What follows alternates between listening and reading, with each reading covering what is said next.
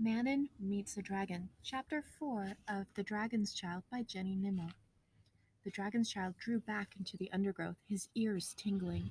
The boy with the tin drum frightened him. What was he saying to make the girl look so alarmed? Dando raced to the beach, and when he reached the cave, he flung himself on his favorite rock and lay, full stretch, in the safe, damp darkness of home.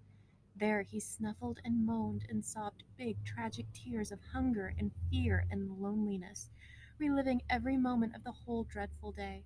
But all at once he remembered something so strange that it made him stop crying.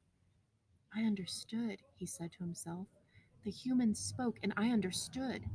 Was it the girl's anxious face or her hushed, tense voice? No, it wasn't that. It was her language. Every word she'd spoken meant something to him. Go, quick, danger, catch, and dragon. That's what he was. Dando the dragon.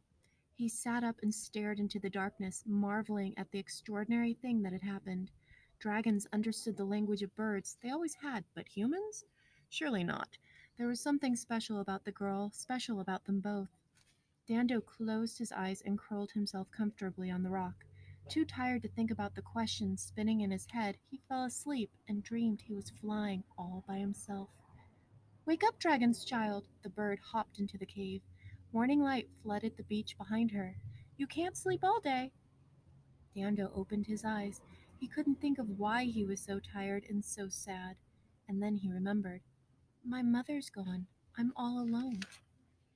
No, you're not. You've got me, the bird said fiercely, and you're going to be fine, aren't you, dragon's child? The dragon sat up. I am, he agreed. I'm Dando.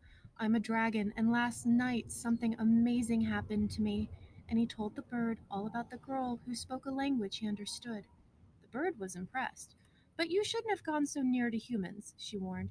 Imagine what would have happened if they'd caught you. I can't, said the dragon's child. What would they have done to me, do you think?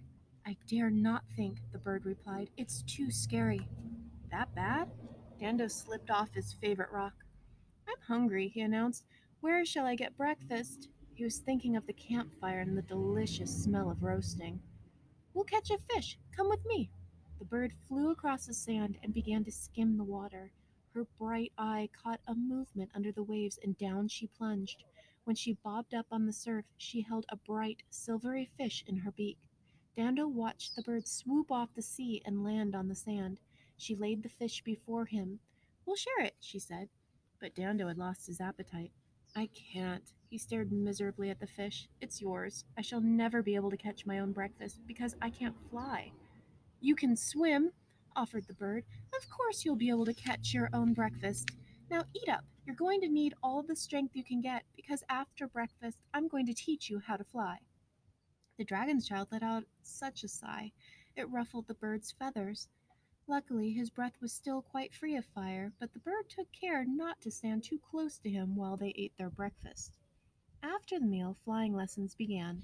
The bird was a good teacher, kind and patient, but she began to get cross when the dragon's child showed no signs at all of becoming airborne. He seemed to have lost heart, and she suspected that he wasn't even trying to spread his wings. Dragon's child, I'm fed up, the bird said at last. I don't believe you're interested in flying. Dando seemed not to hear her. He was gazing over the bird's head. She hopped round and saw a girl, with her arms full of seaweed, walking through the shallow pools that sparkled at the edge of the sea. At the same moment, the girl saw the dragon's child. She dropped her seaweed and stood motionless, while the tide lapped round her ankles. The bird lifted into the air with fright. Look out! She called to the dragon's child and flew up to a safe hollow in the cliff. Dando took no notice. He felt as though he were under a spell. Slowly the girl began to approach him. He stood his ground, listening to his thumping heart and watching the girl every step of the way as she moved closer and closer. And then he found that he was moving too, very slowly, as if the girl were tugging him by a strong and invisible thread. The bird could hardly believe her eyes. Oh dear, oh dear, oh dear, she cried. What's going to happen? This is wrong, all wrong. The dragon's child was now in the girl's shadow, less than an arm's length away. She bent down and touched his head. A dragon, she whispered. A real dragon. Dando grunted with pleasure, turning his head under her gentle fingers. It felt so good to be stroked like this. When the girl put both arms around him, he didn't move, and when she lifted him up and cradled him like a baby, he just closed his eyes and gave a happy little sigh.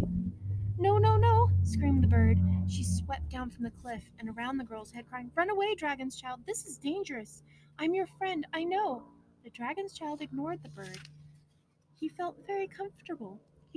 This was almost as good as cuddling close to his mother. The bird was making such a noise, none of them heard the drum until it came boom, boom, rat-a-tat, boom, down the cliff path. Lord Drum, gasped Manon, he mustn't find you. She looked around the beach, searching for somewhere to hide. When she saw the cave, she rushed into it and hid in the deep shadows behind the dragon's favorite rock.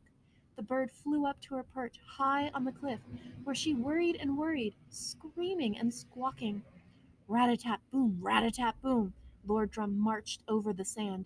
Little dragon, don't make a sound, whispered Manon. Lord Drum mustn't find us. But on he came, rat-a-tat, boom. He walked into the cave and, squinting through the darkness, spied a girl crouching behind a rock. So there you are, Manon, said Lord Drum. What are you doing? Nothing, Lord Drum. Manon knelt in the sand, trying to hide the little dragon. You're hiding something. Lord Drum stepped closer. What is it? Nothing, said Manon. Nothing special. Ah, but I think it is, said Lord Drum. I think it's something very special, and I'm going to get it. And he beat a long, threatening roll on his drum.